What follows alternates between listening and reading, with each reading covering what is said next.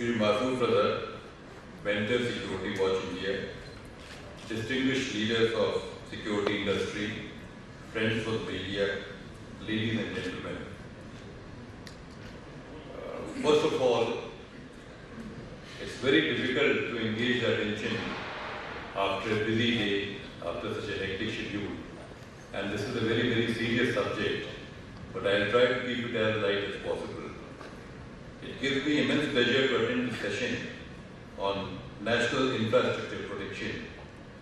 The Secure City 2014 Conference and Exposition, which is being organized by Security Watch India, is an attempt to provide a neutral platform to discuss various initiatives to enhance our internal security preparedness and also to discuss way forward in protecting our critical infrastructure. I am thankful to Secure India for giving me an opportunity to deliver this keynote address on critical infrastructure protection and solutions. Critical infrastructure, as we all know, is the backbone of the nation's economy, security and health. It could be power that we use in our houses, the water that we drink, the transportation that moves us, or the communication systems we rely on to stay in touch with friends and family.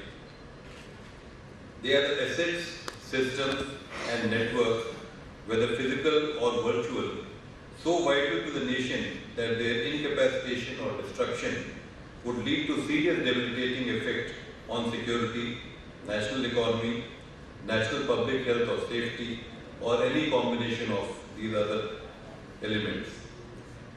The critical infrastructure includes airports, highways, power plants, seaports, dams, oil refineries, gas and oil distribution network, railway network. Besides these, the emerging critical infrastructure of all the nations today is the information system. The critical infrastructure are thus nation's icon, and any attack or damage to the same will have wide-ranging and far-reaching adverse national and international ramifications. Therefore, securing our critical infrastructure is in itself very essential for the country. Potential threats to the infrastructure we all know, so I will not deliberate on this issue again. But generally, any discussion on securing our critical infrastructure, it gets restricted only to the government sector. With the liberalization of Indian economy, the country has witnessed vast growth in private sector initiatives, which is now an equally critical national asset. This phenomenal growth of private sector cannot be overlooked. Therefore, the discussions today shall include the role of both government and private agencies for securing our critical infrastructure. CISF has been playing the lead role in providing state-of-the-art security to the critical infrastructure of our country. It provides security cover to different sectors like airports, Delhi Metro, oil and natural gas, power, steel, coal, heritage monuments, and highly vulnerable atomic energy and space installations. You will be surprised to know that for Delhi Metro, where CISF is providing security, every day 25 to 26 lakh people are traveling. It's a very huge responsibility. Providing security to Delhi Metro for safe travel of 25 to 26 lakh is not a small job. And over the next 2 to 3 years, it is expected that this number will increase up to even about 40 lakhs. We are deployed in about 312 government and public sector undertakings, which includes 59 airports and international airports of the country. Our effort is to constantly provide a tailored solution to fit the requirements of a given critical infrastructure by way of integrated security solutions with highly skilled and trained manpower. Building security architecture of any infrastructure would involve the following: that is, understanding the nature of assets and its operations, assessment of the nature and intensity of the local and global threats that could impinge upon the assets, working out detailed requirements of physical infrastructure, security gadgetry, and security procedures that would be needed to obviate or mitigate the threats. The basic intent of the design is to insulate the assets by reducing their vulnerability to the threats. Of course, the local variation of each facility would require varying degrees of customization to the general design. Based on the thorough analysis of the critical infrastructure on the parameters mentioned above, security systems and subsystems are designed and devised for implementation. This is a dynamic process requiring upgrading the strength, requirement of electronic gadgets, and training of force personnel on a continuous basis. We need to build up integrated security systems and solutions for responding comprehensive to challenges thrown up by ever-changing times. The objective is to make optimal use of skilled manpower, state-of-the-art security gadgets, and efficient security procedures to enhance the security preparedness. The role of private security agencies in securing our critical infrastructure is equally important and needs a focused attention. Indian economy has opened up and been a witness to expansion of private sector participation. The private sector has entered in areas that contribute to economic and strategic might of the India. These areas are critical to national economy and have generated enormous international clout for the country. Since the quantum of the growth of the private sector is so large and so much business is being generated, floodgates of opportunities have opened for the private security companies also. FICCI yearly report of 2014, it pegs the private security industry at an estimated value of 35,000 crores, employing 60 lakh personnel. Man guarding contributes 90% of this compared to the world average of 7% compounded annual growth rate. Indian private security industry is clocking a growth rate of 20%. We need to take a closer look at the composition of the private security companies to understand the predicament facing this important industry. Against a handful of organized players in the market, we see a mushrooming growth of the unorganized sector that contributes nearly 80% of the total manpower of the security industry. The assessment for security scheme required for a location is largely restricted to the deployment of personnel, which evokes little confidence. There is no accreditation or certification as a designer or consultant for the security being put in place. We end up getting a manpower-intensive security. The manpower, which is the mainstay of the security, requires proper training and qualifications, should be well acquainted with the working environment, and there is need for improvement in all these areas. The use and integration of security gadgets in the present setup is far from satisfactory. Integration for optimization of the benefits accruing from the gadgets is needed. This is possible only if the expenditure on security is treated as part of the project cost and quantum of expenditure is commensurate to the total investment which is required to be protected.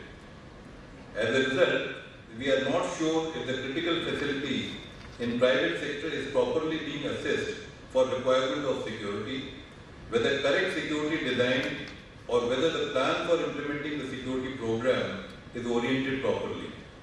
These issues need serious attention as critical infrastructures are not limited to government sector anymore. Despite these drawbacks, the clients end up employing security agencies simply for want of a better alternative. Having a security in place leads to reduction in insurance premium payout.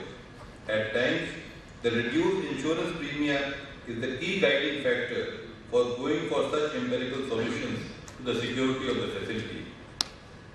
The anticipated growth for the industry is huge, and this opens up issues like, can we rely only on the availability of opportunities without fine-tuning the supply side in terms of quality of the private security agencies? We need to adopt a concerted set of actions if we want to excel in our national interest. The most important lesson is that numbers may sustain the initial run of business, ultimately, quality is the cornerstone of success. The improvement in quality of the security will not happen overnight. We need to plan for it, focusing on immediate actions to be taken and setting the timelines for medium and long-term efforts. The first step is to have an efficient security plan. Security plan needs to be properly worked out right from the beginning or inception of the project. This is seldom the case at present, and security professionals are left with no option but to design the security architecture only after the entire project is commissioned. Creating security design and infrastructure are thus the last priority for the investors. Services of professionally qualified security designers or auditors are therefore a must. Hiring trained and experienced designers is something that can be resorted to as an immediate measure. Since manpower is the mainstay of the security schemes as they exist today, quality of manpower needs to be upgraded to achieve required improvements. Different aspects of manpower must be touched upon. These may include role clarity, clarity on rights and their powers, development of SOPs, frequent training on SOPs for handling commonly occurring issues, improved discipline, enhanced accountability, closer supervision, and feedback mechanism. All this will ensure greater consistency in achieving desired performance in specified situations. However, this will only be a good starting point for the long road ahead. Regular upgradation of quality of manpower by way of imparting training is also a necessary prerequisite. This is an age of specialization. Generalists will soon be a part of history. The security architecture designed by a professional expert will infuse and inspire confidence in the clients and investors. A strict adherence to quality control and audits is the underlying factor for any successful security model. For the client, the security architecture should spell a basic level of performance as a guaranteed deliverable. By taking initiatives that I have discussed, the security agencies will be better prepared for meeting the challenges of providing protection and securing critical infrastructure. They would also be answering the greater call of national security. A chain is as strong as the weakest link. I am sure that the private security agencies will stand the test of time and refuse to be categorized as the weak link. With these few words, I conclude by reiterating that there is ample scope of improvement in the services being rendered by the security agencies.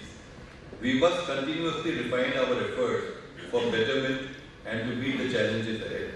What is important is to have the right tools and the skill sets for handling all anticipated events.